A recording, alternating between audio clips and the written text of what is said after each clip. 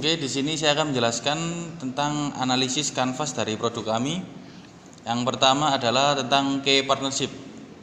Di key partnership ini kami mengklasifikasikan dua bahan, yaitu bahan baku pembuatan dasar dan bahan baku tambahan. Seperti kalau yang bahan baku dasar itu seperti kopi tentu saja, biji kopi, dan untuk bahan-bahan tambahannya yang bersifat variabel itu rempah-rempah dan bahan herbalnya. Untuk bahan tambahan seperti kemasan, wadah, sedotan, dan lain-lain, kami juga memiliki penyedia yang handal, murah, dan relatif murah. Yang kedua, key resources. Key resources secara finansial yang kami gunakan dan miliki adalah modal kami sendiri, modal awal. Untuk sumber daya manusianya kita memanfaatkan karyawan stand dan supervisor. Lalu sumber daya fisik yang kami miliki ialah berupa lahan stand, sewa, kontainer bekas untuk tempat stand, peralatan, dan bahan baku. Yang ketiga, key activities. Untuk key activitiesnya, kegiatan utama kami tentu saja kegiatan jual beli yang sifatnya take away yang bisa diperjualbelikan secara offline maupun online. Yang keempat, untuk revenue atau keuntungan. Untuk perolehan keuntungan kami mengandalkan berbagai macam jual beli di stand kami, seperti pembelian tentu saja produk minuman kopi, bubuk kopi, dan biji kopi. Untuk channel partner kami, untuk ini kita mengikuti zaman, yaitu di era digitalisasi ini kami menggunakan pengiklanan yang sangat mudah dijangkau oleh pemuda. Tentu saja segmen pasar kami yaitu di Instagram Ads yang relatif murah dan lebih efisien untuk menjangkau segmen pasar yang kami tuju. Yang keenam, value proposition. Untuk value propositionnya, apa yang kami tawarkan itu kami menjual produk yang sangat umum, sudah sangat mainstream, tapi dengan cara yang berbeda, yaitu kopi dengan inovasi sehat, yaitu dengan campuran rempah lokal dan tradisional. Tentu saja kami menyuarakan tentang sehat tidak harus mahal dan sehat tidak harus tidak enak. Yang ketujuh, customer relationship. Untuk customer relationship kita memberikan diskon di hari-hari khusus untuk para pelajar dan mahasiswa, dan membuat event-event seperti giveaway kopi atau apa di akun sosial media. Yang ke-8, customer segment. Untuk pasar yang kami incar adalah tentu saja yang sudah disebutkan tadi, pelajar sekolah, dan mahasiswa, karena harga yang kami tawarkan sangat cocok untuk range pelajar dan mahasiswa. Saya akan menerangkan tentang analisis pastel untuk produk kami. Yang pertama, P, politik. Tidak ada faktor politik, perang, atau embargo yang mempengaruhi produksi kopi dalam negeri untuk Indonesia dan relatif aman. Yang kedua, E, ekonomik. Untuk faktor ekonomik sendiri, harga kopi di sini relatif murah dan jangkauannya sangat luas dan aman. Yang ketiga, social culture. Untuk social culture, seperti yang kita tahu bahwa Indonesia khususnya di Surabaya, budaya ngopi sangatlah lekat dan tidak terpengaruhi oleh zaman, usia, dan jenis kelamin. Otomatis culture di sini sangat mendukung untuk budaya ngopi itu sendiri. Yang keempat, teknologi. Untuk pengembangan teknologi sendiri yang kita gunakan untuk produksi yaitu grinder kopi. Grinder kopi yang sekarang sangat mudah dijangkau dengan harga yang ekonomis, terutama bisa dibeli di marketplace dengan harga yang murah. Yang kedua, teknologi untuk pengembangan marketing. Untuk digitalisasinya kita menggunakan medsos untuk marketing dan sangat relatif murah dan menjangkau pasar kami. Yang kelima, E, environmental.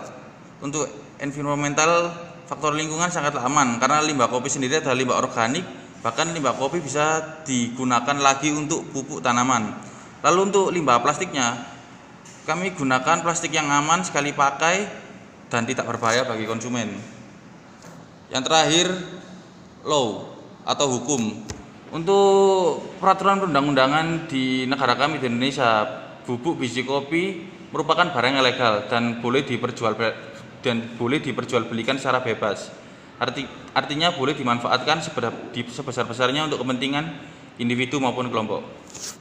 Saya akan menjelaskan terkait analis SWOT-nya kami. Yang pertama yakni terkait strength. Yang pertama, modal dapat dijangkau oleh Gen Z. Yang kedua, harga bahan baku relatif murah. Yang ketiga, bahan baku mudah ditemukan. Kemudian yang keempat, proses pembuatan mudah dan tergolong cepat. Yang kelima, tidak perlu keahlian khusus. Yang keenam, mudah dijalankan. Yang ketujuh, manajemen bisnis sederhana. Yang ke-8, perputaran uang yang relatif cepat. Dan yang terakhir, yakni minuman kekinian yang rendah gula sebagai keunikan.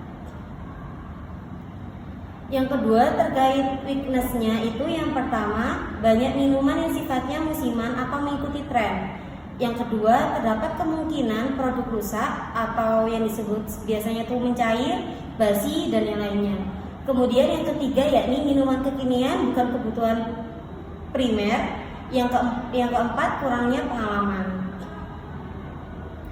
Kemudian terkait opportunity-nya, yang pertama yakni melestarikan minuman kopi dalam masyarakat, menjadi primadona dalam bisnis minuman kopi kesehatan, kemudian mengembangkan bisnis dalam bentuk franchise.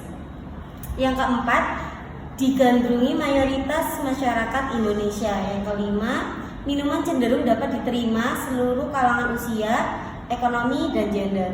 Kemudian bentuk self healing untuk konsumen, adanya musim kemarau di Indonesia meningkatkan permintaan minuman. Kemudian permintaan pasar selalu ada. Kemudian minuman kopi dengan mengusung tema health masih jarang. Dan yang terakhir yakni terdapat berbagai pilihan dan rasa yang dapat disesuaikan dengan selera pasar dengan mengutamakan kesehatan. Saya akan menjelaskan yang keempat, yaitu treat. Di antara poin-poinnya itu yang pertama, adanya potensi munculnya bisnis baru yang sama. Yang kedua, potensi berkembangnya bisnis yang sama yang sudah ada. Yang ketiga, tren berubah dengan cepat. Dan yang keempat, banyak pesaing bisnis minuman. Menjamurnya kedai kopi, ekonomi tidak stabil, harga bahan baku dapat naik sewaktu-waktu, meningkatnya kesadaran masyarakat. Struktur manajemennya. Jadi struktur manajemennya ada beberapa struktur, yaitu pemilik, dan yang kedua supervisor atau pengawas stand, dan yang ketiga helper atau pengangkut sumber daya untuk jualan, dan yang terakhir adalah crew stand. Untuk yang pertama adalah pemilik atau founder. Sebagai penanggung jawab terhadap perusahaan, membuat keputusan, membuat shop jualan, dan menjalankan proses akuntansi dan manajemen. Dan yang untuk tugas supervisor ini adalah mengawasi SOP, membimbing crew stand, dan jika kebingungan melapor ke founder. Dan yang ketiga, helper, membantu menyiapkan stand saat buka dan tutup, membawa bahan-bahan yang dibutuhkan jika habis stok. Dan yang terakhir adalah crew stand, menjalankan shop jualan, melayani pelanggan, dan yang terakhir adalah membuat produk. Selanjutnya kami akan menjelaskan terkait harga pokok proses kami. Bahan baku yang pertama itu bahan baku, jumlah bahan baku ditambah dengan BOP tetap yang nanti ketemunya itu 6.345. Kemudian ada biaya tetap kami yang sudah diterangkan di atas itu mencapai sekitar 1.269.000. Kemudian biaya variabel kita yakni 160.000. Dijumlah di antara kedua biaya tersebut yakni mencapai 1.429.000, dan itulah yang menjadi modal kami. Kemudian pendapatan biaya variabel kan kita ada 4 di situ, ada 4 variabel. Yang pertama jahe, kencur, temulawak, dan kayu manis. Terkait yang jahe itu ada 800, dan di situ ditambah hasil tadi yang 6.345 dikali dengan 50 botol, kemudian ketemulah hasil 369.250 rupiah. Kemudian yang kencur ini tuh ada 1080, kemudian ditambah dengan tadi yang sudah kita hitung yaitu 6.345 dikali 50 botol, yakni ketemunya 371.250 rupiah. Kemudian yang temulawak sama kayu manis ini kita jadikan satu karena perhitungannya sama, yakni ada 660 kemudian ditambah 6.345, di situ dikali dengan 100 botol, yakni ketemu 750.000 rupiah. Kemudian total dari keseluruhannya yakni 1.429.000 rupiah. Jadi balance dengan hasil modal kita. Kemudian kita menghitung laba dari setiap produk yang kita jual.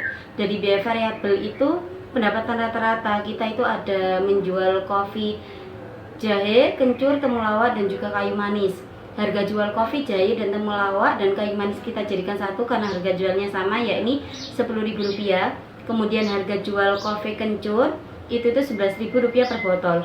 Perhitungannya kopi kencur Rp11.000 dikurangi dengan 7.425 ketemu hasil 3.575, kemudian dikali dengan 50 botol, kemudian ketemulah Rp142.750. Kemudian untuk kopi, temulawak, dan kayu manis itu perhitungannya Rp10.000 dari harga jual per botolnya, kemudian dikurangi dengan Rp7.005, kemudian ketemu Rp2.995 dikali dengan 100 botol, kemudian ketemulah Rp229.500. Kemudian untuk kopi jahenya yakni Rp10.000 dikurangi dengan Rp7.145, kemudian ketemulah Rp2.855, kemudian dikali dengan 50 botol ketemunya Rp142.750.000. Kemudian untuk net profit marginnya yakni Rp551.000, kemudian dibagi dengan Rp1.429.000 dari tadi yang kita hitungkan dari modal juga hasilnya sama, yakni ketemu Rp0,38, kemudian dikali dengan 100%, ketemulah 38%, dan itu menjadi net profit